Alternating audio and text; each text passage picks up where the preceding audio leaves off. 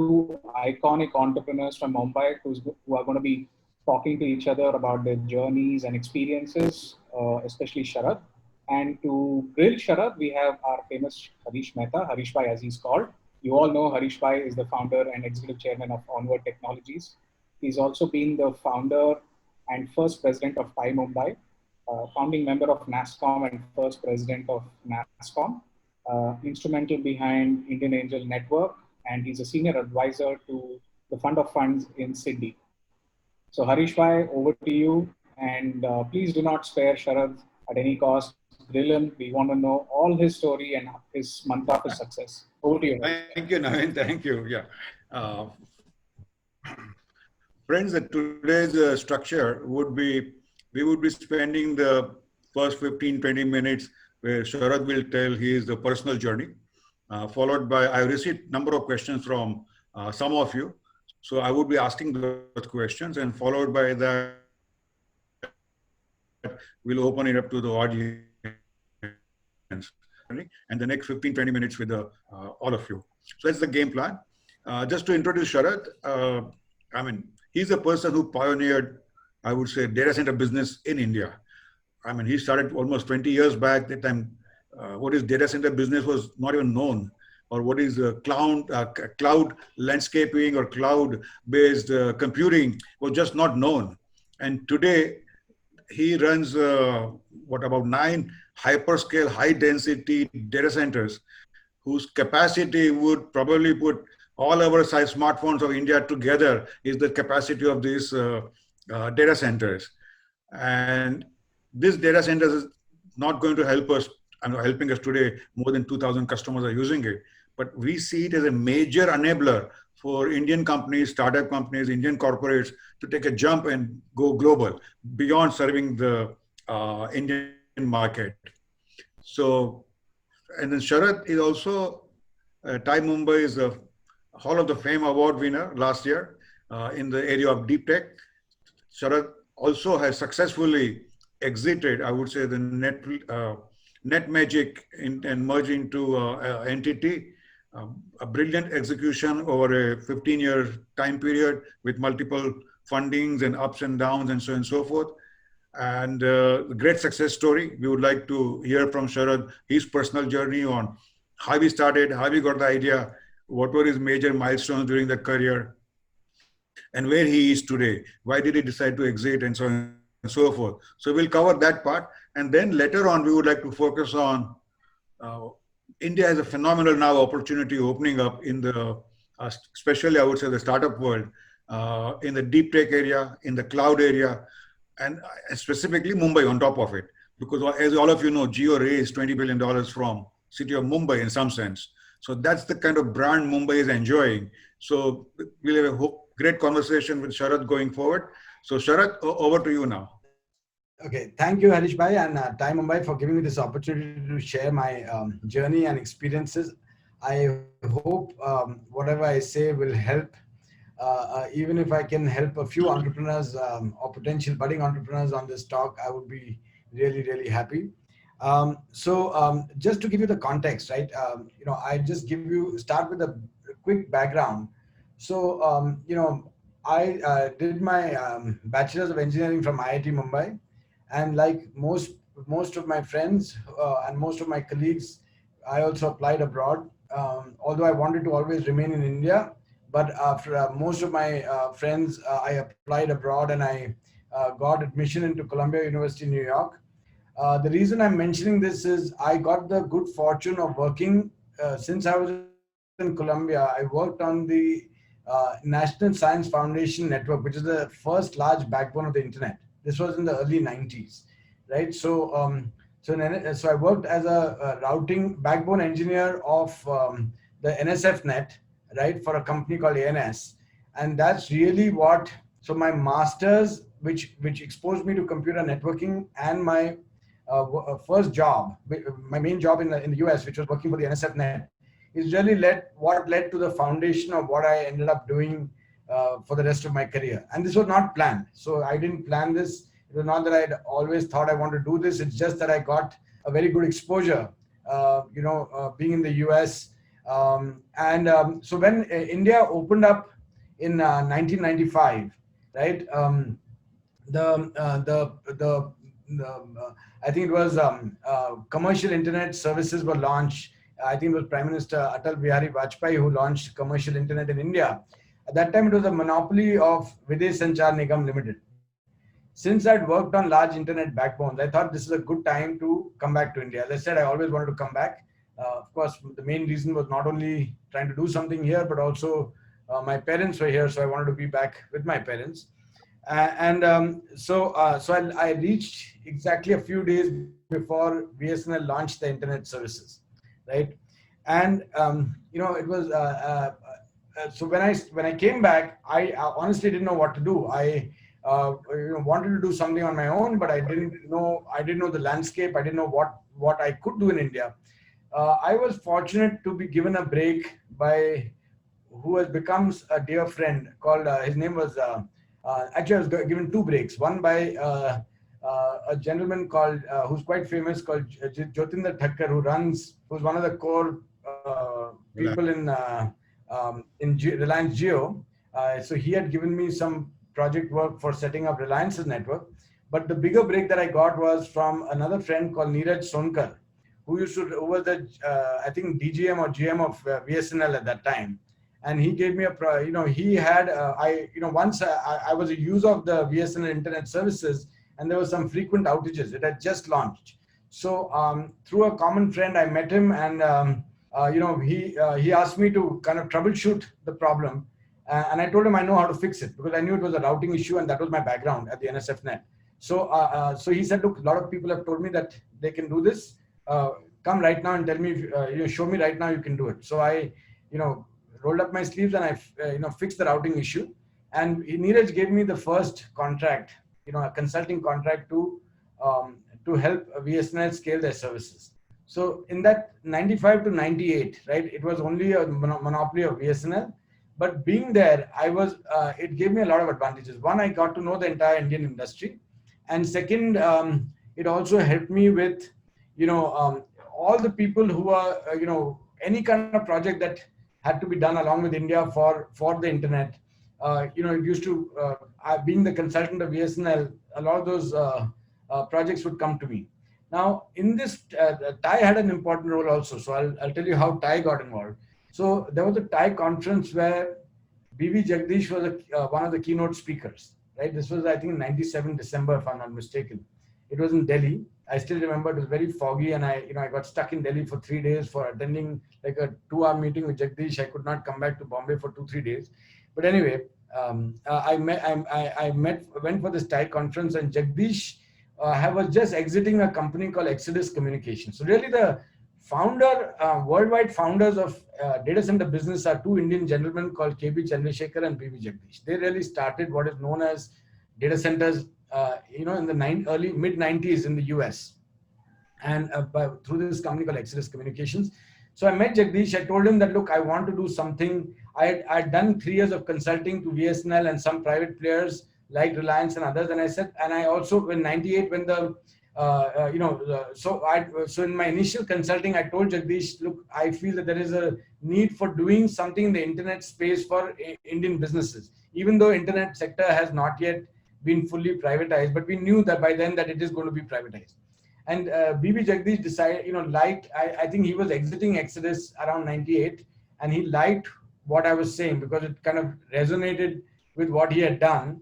And so he wanted to do something for India, along the lines of what he had done in the US. And so he decided to invest, he decided to back me. Of course, it was only in early 2000 that he called me to the US to present in 99. I presented to him my plan, and he decided to back me. So the reason so in 98, I did a lot of consulting for ISPs like SIFI and, what is now SIFI. It used to be called Satyam Infoway there, Hathway Cable, the Hathway Internet, the data services that you get. Some of the early consulting was done by me, and, and Tata Internet and a lot of other ISPs. But I saw that most of the service providers were looking at retail sector. The valuation that time was based on number of subscribers or number of eyeballs and things like that. Nobody was focusing on business, right? Nobody was focusing on how internet would be leveraged by business. So that gave me an idea that, and I made up a simple business plan where I said, I was exposed to data centers also coming from the US and having met Jagdish. So I wrote this plan, which I presented to Jagdish in late '99, about how we can set up data centers and provide services for mission critical businesses. And Jagdish decided to back me. And I was fortunate that I met a thorough gentleman called Neeraj Bhargav from, he was running a fund called eVentures. So Neeraj also decided to back me. And so Jagdish brought in other investors like Chandrasekhar and Kanwal Rekhi, some angel investors. And Jagdish also brought in the late VG Siddharth. So he also invested through his, he had a fund called GDB fund. So they all decided to invest in my first round. And we raised $4 million US in the year 2000. And we set up our first data center, which was a small facility. It had about 10,000 square foot of raised floor, but we only set up the first 2,000 or 3,000 square feet. And we set that up. eVentures had a lot of portfolio companies that needed, hosting. So one of the eVentures partners said, when they asked him, why are you investing in this? Because everybody that time was investing in dot-coms. He said, look, I don't know if dot-coms will ever make money, but just like the gold rush, everybody's going to find gold.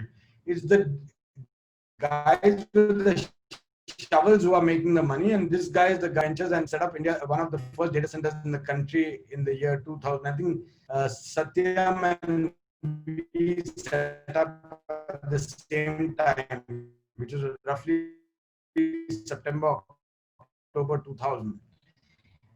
And but the Satcom crash, and a lot of my initial customers were eVenture funded companies, and they were the only ones I'd given credit to, because I said, oh, see, that resulted in a, and it really taught me how to be, more fiscally prudent and how to be more careful when we're doing customers bring in the server, customers bring their servers in, and so honestly, if a customer doesn't have bad debts and to actually incur losses of somebody, taught me a lesson about how to be more careful when we're doing, in terms of how much credit to extend and how we should look at credit ratings and things like that. Anyways, so the dot-com crash happened in 2001, 2002. Exodus Communications themselves went bankrupt. They were no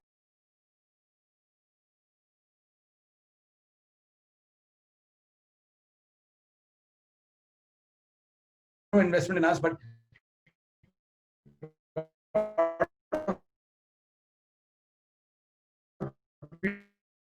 people said that if Exodus like company can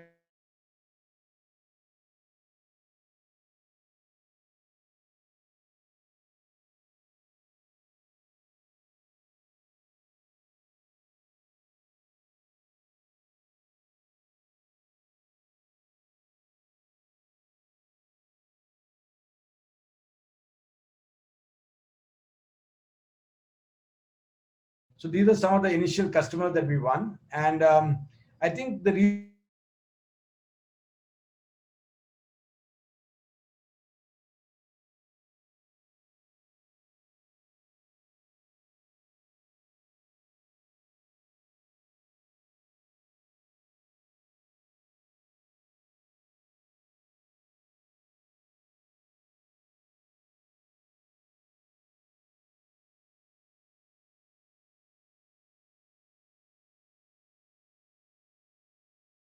the core competence and outsourcing something to experts, where you're sharing costs of power, connectivity, as well as managed services, is fundamentally a strong model. And the reasons Exodus and some of the other guys failed was not because of the business model, was because of the too much exposure to .com and too much leverage that they took to expand very fast, right? And that's why, we knew fundamentally the business model is very, very strong. So we gradually built our business, and we focused on a lot of value-added services to existing customer bases. We focused more on enterprise customers, and gradually built it. We generated enough profits in the next 5-6 years that we could build 2 more smaller facilities, one more in Bombay and one more in Bangalore. At that time, we were building 10,000 square foot facilities, and we thought they were large, right? Today, just to put things in perspective, every data center that we build is about between 300 to 400,000 square foot. And we are now build data center parks where we actually have 6-7 buildings of 300,000 square foot each, right? That's the scale that we've advanced to in the last 20 years. But anyway, that time it was small, so we built that. And suddenly in 2006, we found that suddenly we started getting a lot of the VCs like Sequoia and others started approaching us, right? We didn't know what happened, but we just saw people approaching us saying, "Would you be interested in all?" We were focusing on how to gain maximum revenue from our clients, and so we did a lot of innovation in terms of managed services, managing operating systems, databases, etc. In addition to just co-location and power. And suddenly we saw, and then we realized that in the US also, people have started increasing their prices. Data centers were becoming hot. This is the time when I think Amazon started innovation on cloud computing, right? And so suddenly data centers started becoming, very, very hot, right? And by 2007, multiple VCs had approached us because we were the only ones that, all the others were, either publicly listed companies or really large players. And so they came to us, and we raised our second round of funding from Fidelity and Nexus. Nexus had acquired eVentures. So I'd like to recognize both my board members from, Sandeep Singhal from Nexus, who was at eVentures earlier, who's been a great help throughout. He was a great advisor and one of the most brilliant board members you can have.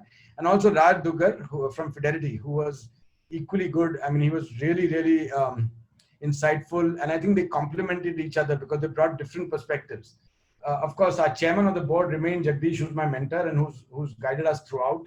Even today, when I have some doubts, I pick up the phone and call him. And he still gives fabulous advice. So in 2008, Fidelity and Nexus invested in us. And again, this was the time they signed the term sheet in 2007, invested in 2008, and then there was that Lehman Brothers debacle, right? So first round of funding after we raised, it was the crash of the .com, and the second round of funding we raised, it was a huge issue of that Lehman Brothers crash. But this time it did not impact us as much because actually data centers help you save money, right? Cost of ownership comes down.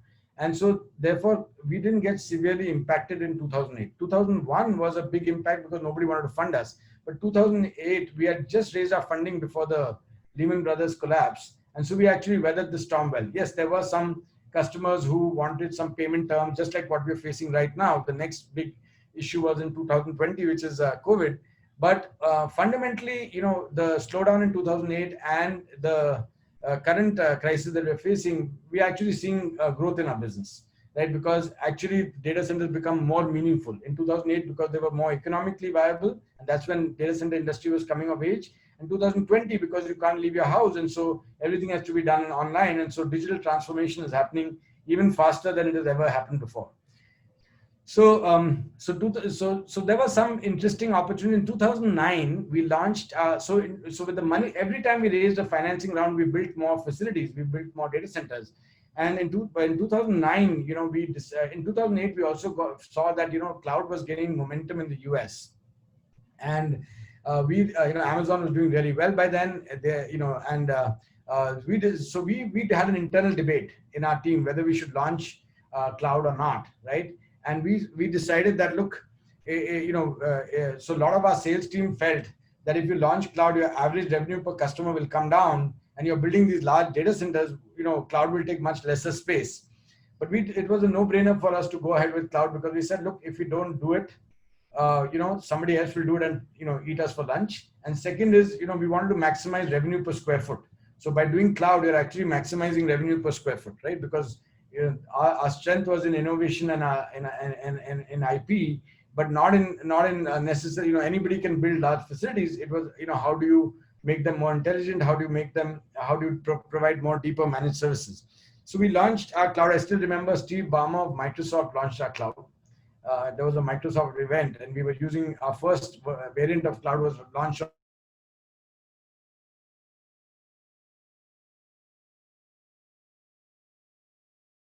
Our current cloud runs on VMware, and it was launched in 2011. So we raised, we did another round of funding. So as we started seeing traction, we needed to build more facilities. We wanted to expand to other locations. So in the first round, we had built Bombay and Bangalore before the second round of funding. Then we built Chennai, and we built Noida, right? And in 2012. What happened around 2011, there was a lot of consolidation of the data center industry across the world. So there were companies that went public that did really well, like 21 Vianet in China. Terremark got acquired by Verizon. Equinix, the worldwide leader of data center business, started acquiring companies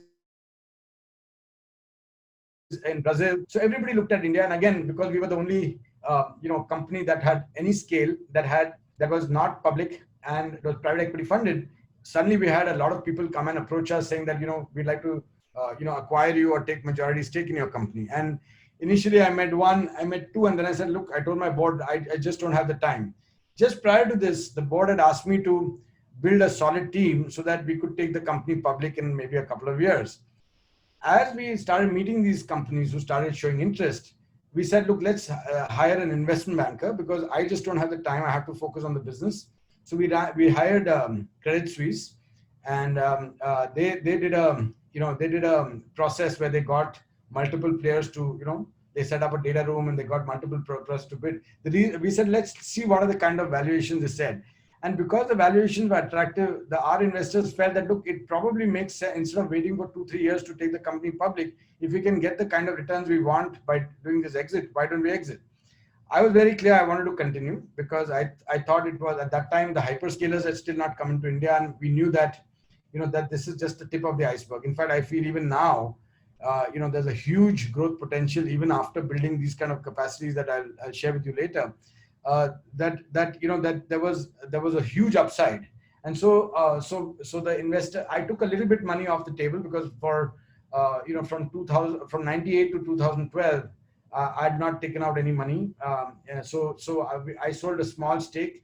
My employees, so we selected Entity, and I'll tell you why we selected Entity. We had multiple players. There were some US companies. There was Entity from Japan. The reason we selected Entity was because, one, we found that the culture was very similar to ours. Second, we found a lot of synergy, because I wanted to continue and build the business. And therefore, I found that Entity was the right partner, because they not only brought in capital, but they also they had global sales presence, so they could bring us the global clients into India. A lot of our cloud work that we were doing, they were interested in that, so we could take some of our cloud features global, and we could share best practices, and a lot of so all these reasons, we felt that Entity was a better partner than any other, let's say, a private equity firm that wants to take majority stake, or any other partner. We actually, Equinix had also approached us, but Equinix was not interested in our network business, and was not interested in our managed services business. They only wanted to focus on colo, and therefore we felt Entity was a better partner, and we went ahead with Entity. So that was in 2012. At that time, they bought 74%. There was 17% of the company was with employees, so they had a great exit. Roughly half the company was with investors, so they had a wonderful exit. I sold a few 4-5%, and I kept 26% in the company to build it along with Entity. So for another 5-6 years after that, I built the company with Entity, and then Entity wanted to restructure the company. They're doing a global consolidation, where they want to do a lot more than just data centers and cloud, but also bring in network. They're setting up an international long distance cable to India using from Chennai and Mumbai. Also, there was a talk of providing an end-to-end, not only data center infrastructure, cloud, network, but also application services. So they have a company called Entity Data that's acquired multiple companies, and so that was also supposed to be integrated in this whole thing. That is probably going to happen a little later. But So because of this, it made sense for us to mutually decide to buy the remaining shares. There were two reasons actually. One was this restructuring. Second reason was also I wanted to look at to doing something new, right? So there was so the good news is that they not only did they achieve their objective of being able to consolidate the multiple businesses, but also they've managed to retain me by doing something new with me. So I'm working with NTT Venture Capital in starting some new businesses for NTT, and I can continue to run NetMagic as well. So it kind of worked out, right? So the summer, in the end, right, I'll just give you some key statistics and what we achieved is we have around 115 megawatts of capacity of data center.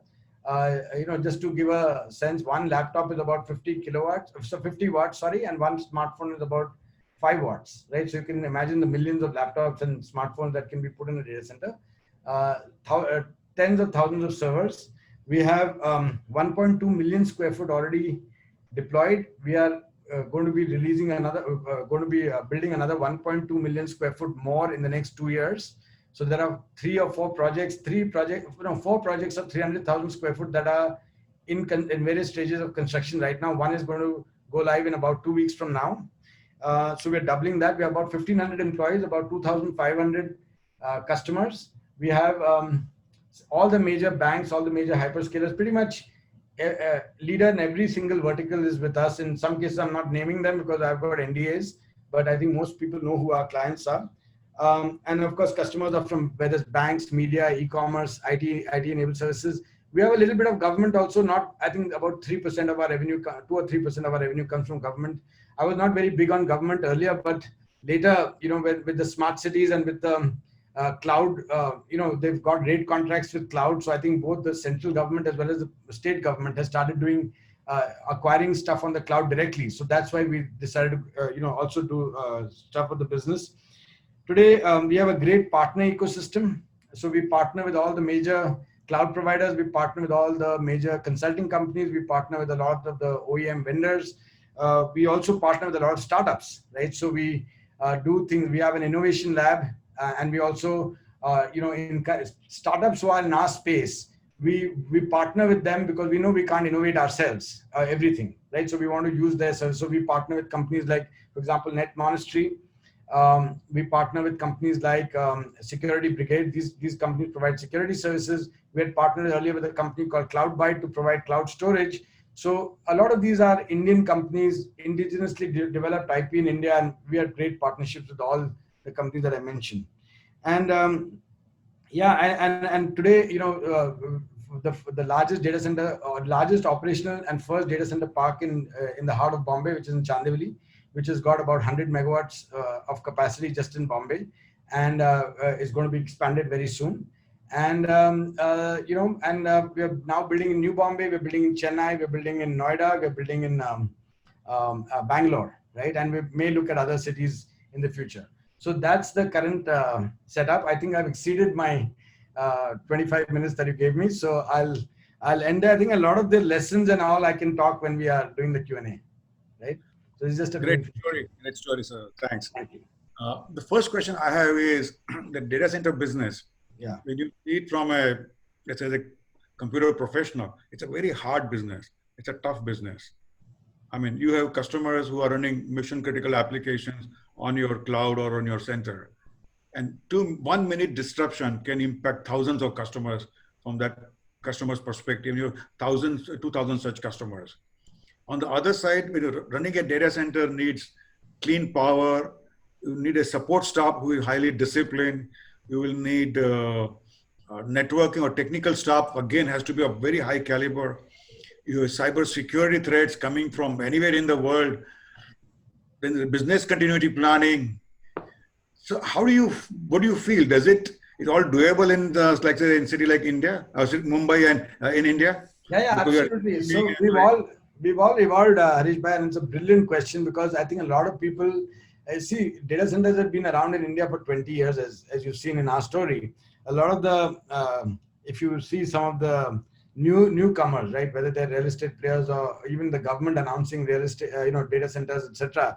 They think data centers are new, but really, what is different is the real key is how do you operate these data centers. The real, is anybody can build a high quality data center, right? Because there are standard consultants available. There is, if you have access to capital, you can build.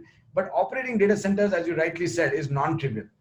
All the threats that you mentioned, they're all absolutely true, right? So you have to make, even if there's a single second, so you have, n plus n redundancy on your UPS systems. You have n plus 2 redundancy on our generators. So we have enough fuel stocked on the campus so that if power goes away for 2 days, I remember in July 2005 was it, when there was the deluge in Bombay, right?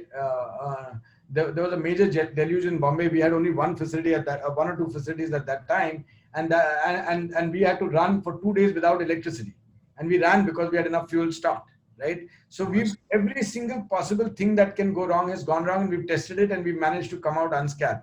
And that requires a lot of discipline. It requires a lot of training. It requires a lot of attention to detail. Even security, as you rightly said, right? There are so many threats. The number of threats, especially in this lockdown, the number of attacks, the number of threats, whether they're denial of service threats, whether there are water holding attacks, whether whether there's malware, there's Bitcoin threat, people are getting, blackmailed, all kinds of stuff happening, right? And there's so many different kinds of attacks, right? That you have to constantly come up with new and new services. Not everything you can do on your own. So you have to partner with other companies, as I mentioned. Some of the companies that we partner with on threat hunting and EDR are companies like Net Monastery. So you partner with a lot of companies and you come up with a portfolio of services so that you can kind of, and even after all that, you will definitely get there will definitely be a security incident. There'll be some breach. It could be a 0-day attack where some software bug caused it. It could be a customer with a weak application software that got attacked. So you have to figure out how to respond quickly and address it. So that is one of the, we've had the highest uptime in the industry. Literally, I can't recall. I think the only one downtime I recall in the last 20 years was when we were doing a UPS maintenance and there was an error made by somebody and that one set of servers went down. But I don't recall in all our current data centers that are running, I don't recall a single major incident from a power perspective. Then there is connectivity, right? So the two lifelines of the data center business are power and connectivity. You have multiple fibers. So you have fibers from Tata, from Reliance. So all our data centers are known as carrier neutral data centers. So we bring in fiber from multiple providers. And the way it works is that even when I started, there was only MTNL providing the last mile. And we had, this was on Nirlan campus, one of our very old data centers, which is no longer in existence today. And MTNL was the only provider, and MTNL guys cut multiple parts while digging, and they brought down, our data center was isolated. So our data center was running, but there was no connectivity, and it took like 6 hours for them to restore it. This was back in 2000, right? So now, of course, you have multiple fiber providers. So you have to build in the resiliency, multiple paths, routing. You have to take care of your routing so that even if one entire provider goes down, you have multiple paths to route your customers. Then there are denial of service attacks. So every other day, when I started the business, the security attacks were there, but they were few and far between. Now every day there are attacks, right? But we're just still running and now the high profile customers, whether they're top government sites or whether there are top banks or whether there are top, global hyperscalers, right? Or manufacturing companies. So the profile of customers also has gone. So it's so non-trivial to get the kind of uptime that we have is absolutely non-trivial. So that's, you hit the nail on the head. But what about the people? I mean, people say Mumbai startups, after a certain level, they move to Bangalore, they say, because... So not for data centers at all, because data center capital of India is Bombay. As I said, there are two lifelines, which are best in Bombay. One is power. So Bombay's power actually, as per statistics, Tata Power's statistics are better than the power utility of New York, right? So there are 100 years. In the last year, we had only about 35 or 40 minutes of downtime on either Tata Power or Adani, right? And we have, of course, had generators backup itself. So that power is one. Second is connectivity. So it has got the cable landing station, plus it has got very good, robust domestic network. And third is also it's the financial capital of India. So a lot of the businesses are headquartered here. And the people, there's absolutely no problem in terms of talent for our business. I think Bombay in general, right, as you rightly said about the Jio platform story, right, Bombay doesn't has all the good things in terms of power, connectivity, people, talent, everything, good schools, colleges, no problem. I think the only thing where Bombay was a little behind Bangalore was in real estate costs, is my opinion. But I think now with this work from home and with hopefully with some real estate cost rationalization because of this crisis, maybe that will also go away. So I don't see any reason if Jio could do such a good job in terms of attracting and retaining talent in Bombay, and we've done the same in data centers. Although we have data centers in multiple cities, our headquarters are in Bombay. So I think certain areas like fintech, media, data centers, and of course now with Jio, pretty much everything, right, is headquartered in Bombay. So I don't know why people are, yeah. You are now also an investor. You're also looking at NTT Venture. What kind of companies, knowing the strengths of Mumbai and what the areas you described, what kind of areas you would invest in now? Yeah, or what you would invest in and what do you plan to invest in? Yeah, so I'll tell you. So my personal interest is in cybersecurity. So I would like to, look at.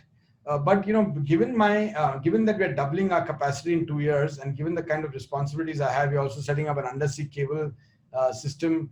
So given the kind of responsibilities I had, I realized after I made a few investments that I was not able to do justice other than just providing my name and money, but I was not really able to spend enough time with the entrepreneurs. So what I've done is I've actually invested in 7 or 8 funds. And one of the funds that I'd like to talk about is this fund called Siana Capital, which is a deep tech fund.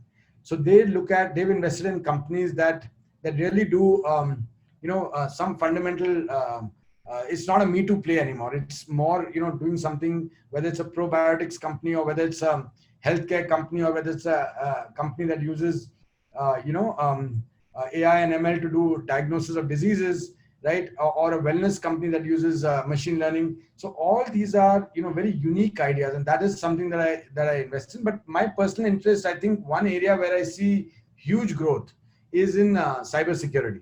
I think, we've got some gems in India and some really good companies, but they're very small. And to get them scale, I think there is a huge upside. They can become global companies. So that's one area that interests me.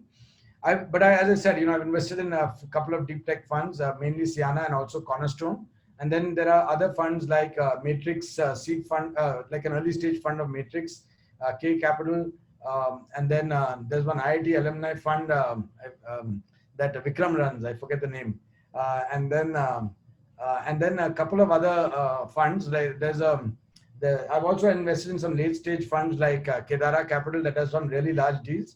So the aim is that, if I like something, then I would recommend them strongly to these funds so that they can do more time mentoring and diligence, and I can step in when required. So so what advice you would give to after this COVID impact, number of startups are going to reboot themselves. What would you recommend to them? So first of all, I think two simple advices. One is, of course, conserve cash, right? So I know of startups that even I've invested in that they raised money from the marquee investors, but they were just blowing money left, right, and center and couldn't survive, right? Unfortunately, I don't want to name the companies, but so obviously conserve cash. Be very careful. You don't assume that the capital is always there and you can just spend it. So obviously make sure that you have conserve cash. I'm not saying don't take risk, but look at the make sure that you have enough leeway to survive. And of course, other thing I'd say is that, look, anytime there's an adversity. So we went through an adversity in the 2001 .com crash, and we came up with a whole suite of managed services, right? 2008, we came up with cloud, right? So whenever there's an adversity, there's also an opportunity. So, I would strongly advise fellow entrepreneurs to figure out what are the opportunities, to see how they can, leverage the opportunities that the new normal is providing. And of course, be fiscally prudent so that you can have enough headroom to, kind of make the pivot, if you will, to adjust to the new normal. There is a question from the audience here asking, do you do any Bitcoin processing? No, we don't. The Bitcoin processing, I looked at it. So I'll be very honest. I looked at it because there were, I knew that I'd heard that, In China, there was a whole bunch of data centers that were just doing Bitcoin processing. But I think by the time we kind of got involved and looked at it, you really couldn't make money. So we feel that we looked at the economics, and we always do. I'm conservative and a bottom line focused guy, and maybe because I'm from Bombay and not Bangalore, but whatever. I looked at I looked at the economics, and it didn't make any business sense. So I didn't. We're not doing any Bitcoin mining. Now, coming back to COVID, now you at your data center, you are seeing your 2,000 customers.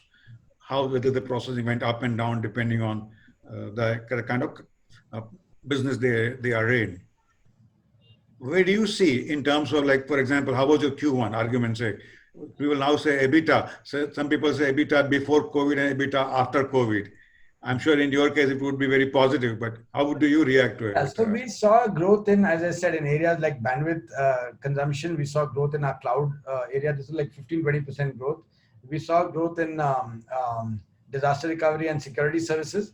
The only impact we had was, which will impact us a little bit in Q2, not so much Q1. So Q1 was very good for us. Q2 was because there was a delay in our go live. Our new facility in Bombay Data Center Park was supposed to go live by end of June, and now it's going to go live maybe 20th August or so, right? And so that's completely sold out. So our billing will start only on 20th August. So our Q2 projection got hit, but I think long term we are, this quarter has been the best ever quarter in terms of booking. We've never done so much booking. In fact, we've done the largest booking of any entity group company in the world, right? So some of the contracts we've signed are like $100 million plus contracts. The total contract value is over $100 million. So that's the kind of booking we've seen. In terms of revenue, yes, there may be. We had forecast over a 30-something% growth this year. We'll probably do a 20-something% growth, mainly because of a 2-month delay in go live. Also because of a couple of other reasons. During the lockdown period, many people could not bring their servers, etc., to our facility. Everything was locked down. There are delays in shipments of servers, etc., because of lockdown. And of course, there are some companies that are undergoing some stress, right? For example, we host all the major travel portals of the country. Whether it's, we do something with Make My Trip, we do something with Yatra, we do something. These guys are also stressing, so their growth will not be as much as it is. The good thing about our business, it's a recurring revenue business. So once you get a client, typically, unless you screw up, the client stays with you for years. So as I said, India Infoline has been with us for 20 years. So have some of these other companies that I mentioned. And as they grow, we grow. So some of that growth in certain sectors may not happen, but still we believe we'll grow at least by 20% this year. Okay, let me take a question a little differently now from Indian perspective. If India has to reach 5 trillion economy as early as possible, one of the enabler would be the entire MSME, SME sector. Yeah. But they neither can afford, they neither have maturity to understand technology, nor the budgets to invest in IT and so on and so forth. But most of them will have to become tech driven in order to take advantage of current digitalization that has happened in the country and the opportunities going forward, or the competition in various other ways. So those who become tech savvy will be winning. Correct. How do you make them aware of your capabilities where with the minimum cost they can get up and running? MSMEs, how to look at your data center business? Not business, but as a user. Yeah, as a user. Very good question. And, so we've launched several programs, some directly, some in partnership with other providers. We are reasonably cloud agnostic. Although we have our own cloud offering, we also partners with companies like Google, Amazon, and Microsoft. And what we do is we've launched a whole bunch of bundles for some of the startups and MSMEs, where, for example, we'll do managed services free for some time. So till they get their hands, they understand how things work. We will do audits free. We will do, give them a certain amount of infrastructure free for some time to use, so that once they get comfortable, they are up and running, then they can start. So we've come out with a lot of these offers, both directly and through our partners. We've done a lot of seminars in education. We've also enabled a lot of channel partners, right? Because they have much more reach than what we have, right? We have a limited sales team, and obviously our sales team will go after the larger clients. That's obvious in any organization. So to make sure we have a dedicated team for the smaller customer, for the MSMEs, but we've also enabled a lot of channel partners. We've done a lot of trainings we have a few hundred channel partners across the country. We've done cloud workshops for them. We've given them the offer so that they can take to their customers. So I think a combination of all of this, we are hoping will get, and not only that, even Google, Amazon, Microsoft are doing a lot of cloud workshops and enablement of MSMEs, right? So all their programs are also something that we have access to and we are also providing, plus our own that we are offering from whether it's from a managed services perspective or whether it's from our own cloud perspective. So these are the various programs we've done. And we are hoping that, and we've seen some really good results, right? So we've seen some MSMEs really leverage these technologies. Today, look at the number of startups that are mushrooming, right? Because of cloud, they can really, they can turn on, turn off instances whenever they want, and they can actually develop something. Earlier, you had to buy a whole bunch of servers, wait for them to come, then turn them on, and then you could just not throw them away because there was no pay-as-you-grow model. Now, because the pay-per-use or pay-as-you-grow model, there is a lot more. People are able to do stuff which you couldn't even imagine earlier. So I think it's only a matter of time. But yes, there has to be a lot of education, a lot more education that needs to be done so that people can properly. There's a lot of India has a lot of talent in terms of entrepreneurship, right? And of course, they need to be rightly enabled from a technology perspective. There's a question from the audience that is AWS Azure a competition for you? No, so it's actually very interesting. In some areas we compete, in some areas we collaborate, right? So we actually partner with them. I won't name which hyperscaler, but some of these hyperscalers are also very large clients of those. I can't name any hyperscaler because of strict NDAs. So there are a lot, and in a lot of cases, we actually partner with them and take the solution to market. Look, each of these cloud players, whether it's Google, whether it's Amazon, whether it's Microsoft, right? They have tens of thousands of engineers developing cutting edge technology. We have our own cloud offering in India, but we obviously don't have that depth or that range of offerings that they have. So in a lot of cases, if it comes to simple storage, compute, network, software-defined storage, software-defined compute, software-defined network, basic features like containers and stuff like that we have. But then when you need some more advanced features, right, then we look at partnering with these. So in some cases, we've stitched solutions like hybrid solutions along with them. In some cases, we've just gone with them and provided that solution because we felt that was the best for our customer. So I don't think we really look at them as competition, more as partners. And I think they are too large to look at us as competition. Another question from audience here, that NTT has R&D centers in India.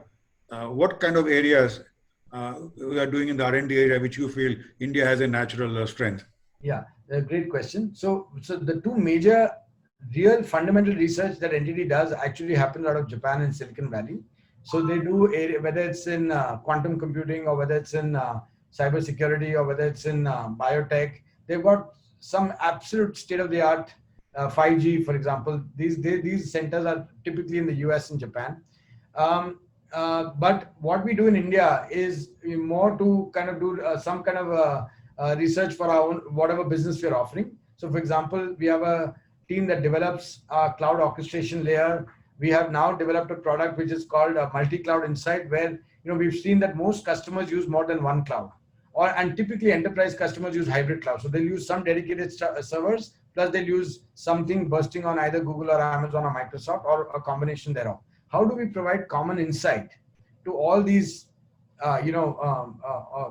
different virtual instances that they have across different platforms, but we give them a single dashboard? How do we make sure that they're spending optimal? How do we make sure that they're they're not wasting money by turning on some instances that they forgot to turn off? So we've done some development in that area. So we call that multi-cloud insight. So it gives you deep insight into cloud. We've also done development in areas like connecting to cloud. So for example, Microsoft, Amazon, and Google have product offerings to get a direct connect into their network, right? And we can automate that direct connect across multiple clouds. So we've done, I would not say we've done fundamental innovation in our research in India. We've done incremental innovation in that area to kind of see what our clients need. But Entity as an organization also has a company called Entity Data that does some research in Bangalore, which are in different verticals. They're more like a competitor to Infosys and Cognizant and and they have a lot of research in areas in AI, ML, and a lot of other areas that they do some research. We are also doing some research. We are also doing some engineering and innovation in the kind of cooling technologies we use in our data center. So we are collaborating with some global professors to see how we can improve the cooling in our data centers, how we can leverage AI to make our cooling more efficient, how we can leverage AI to make our operation more automated. So a lot of these things is what we're doing in India, but I wouldn't say it's more incremental innovation. I don't think we're doing yet fundamental innovation out of India, but I hope to change that soon. Yeah. I think Harish Bhai, I think your screen is frozen.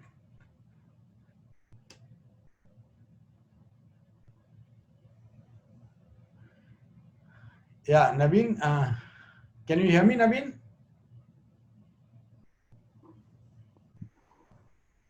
Yeah, hi Sharad, sorry. Yeah, you can hear me? Yeah, I can hear you. I think Harish Bhai's screen froze.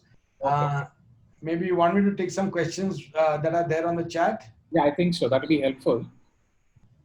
And I think the first question, which was very interesting, was about what did you do when you had your 20 lakh moment, and how did you still gather the strength to go on? So I actually,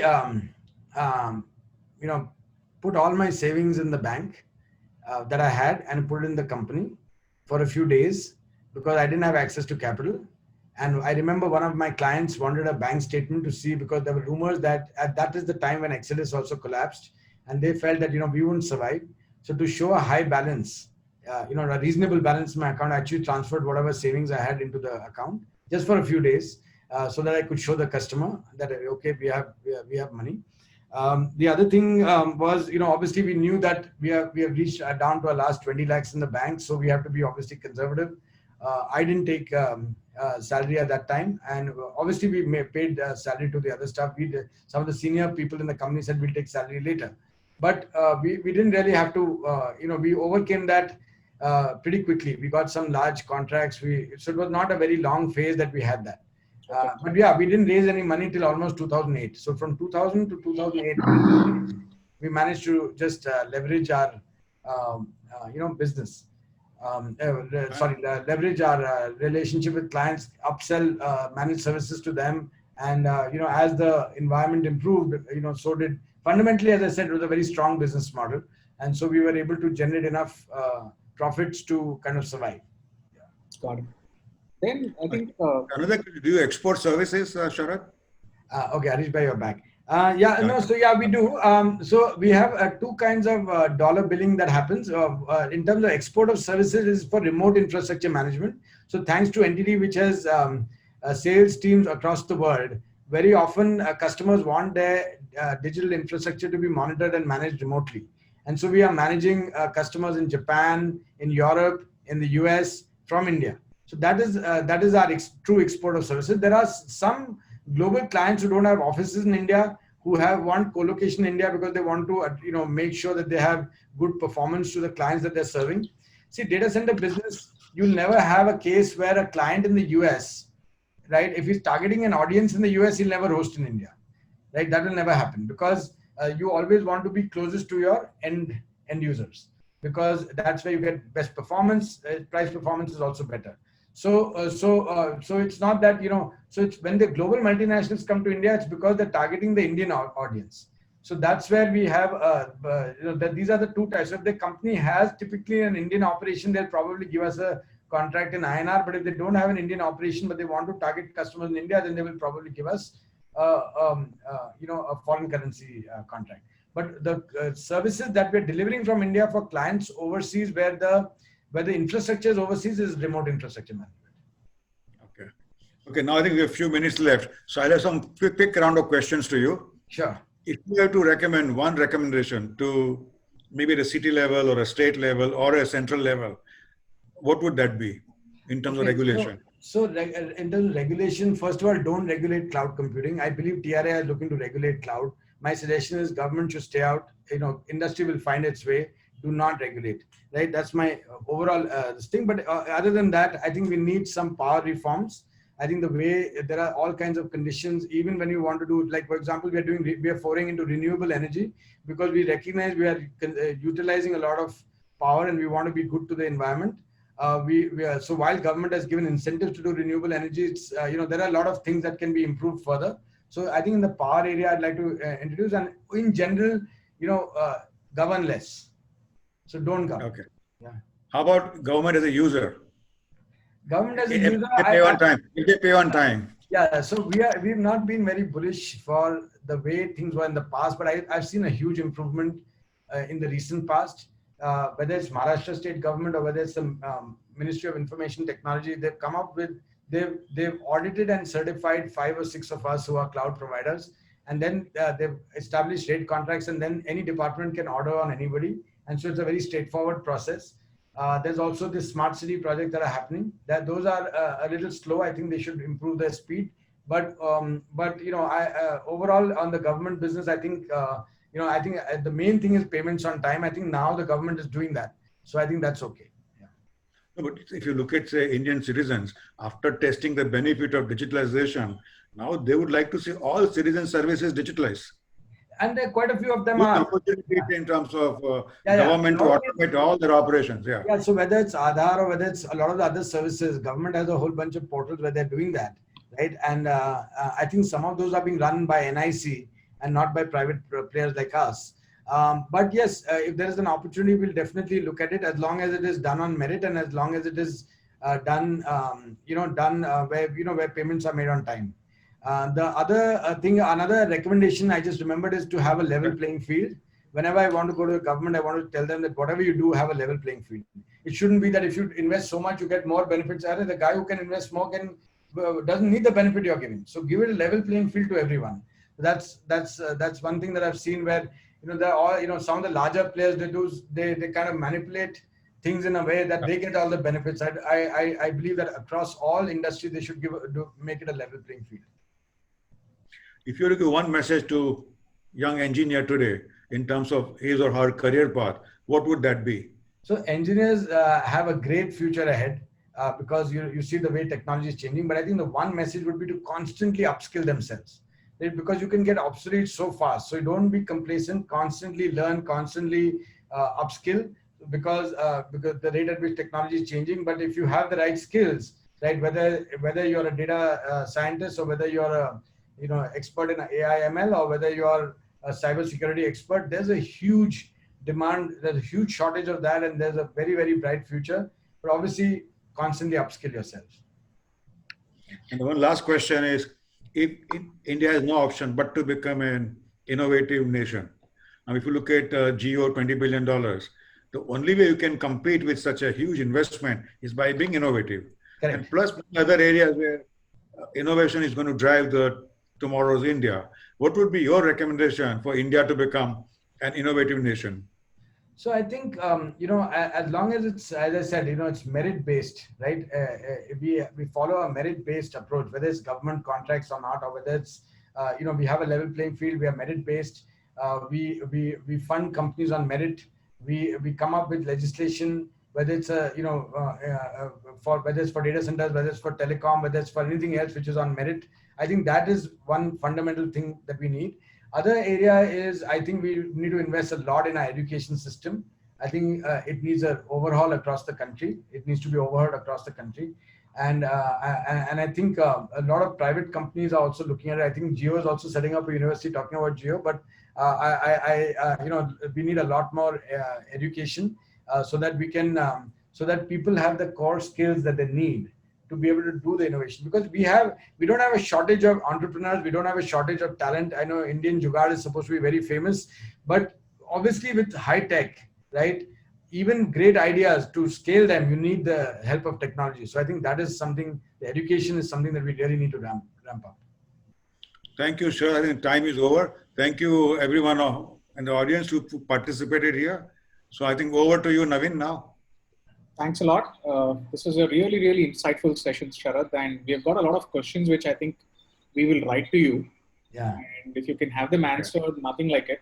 Yeah, I'll be happy to answer. Yeah, just send them to me. I'm sorry I could not address all.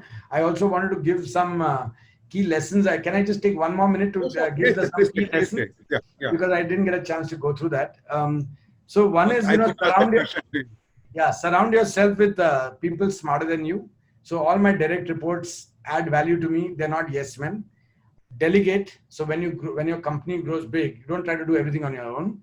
I think customer centricity and customer excellence is very key. You have to be, really fanatic about customer. In our case, as you said, we have to be fanatic about the uptime of our customers. Never compromise core values or ethics. Always look at a long-term thing rather than a short-term gain. So very often, you can get business very quickly, but if customer is doing badly, you can shut him down. But if you give him a little bit of time and you kind of structure something with him, you can probably develop into a relationship. I remember IIFL, India Infoline, right in the beginning when they started in 2000, because of .com bust, they were in trouble. But we worked, Nirmal and I, he came to me, met me, we worked out something, and today he's one of our largest customers, and he's a multi-billion-dollar company, right? IIFL is one of the biggest success stories in India. So look at long-term. When you take risks always, obviously, but you should know what the downside and the upside is, right? You should not be betting your house each time you take a risk. Then obviously there's no substitute for hard work. Self-belief, more passion is key. You can't lose that. I think if you lose that, then your chances of success obviously come down. And obviously constantly, not only for your team but also yourself, you have to constantly upskill. The rate especially in a high-tech industry, the rate at which technology is changing, if I don't constantly read, I will become a dinosaur, right? So constantly have to do that.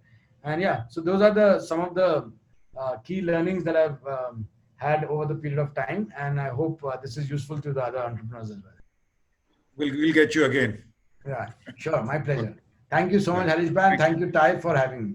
Thanks a lot, Sharad. Thank you, Harish Bhai. And folks, we come back day after tomorrow again with Harish Bhai. We are now talking about the greatest sale which happened last week, Majesco InsurTech. This was a part of Ashank Desai's Mastic. And he's going to be going through the story of how he built a product tech story, a product company story out of Mumbai. And I think they sold it for some $590 million. So that chat is going to happen day after tomorrow. So please do join us for that. And if you want to know how he has taken his company, built it through, please join us for that. Thanks again, everybody. And see you soon. Thank you, Sharad. Thank you, Naveen. Thank you. Bye-bye.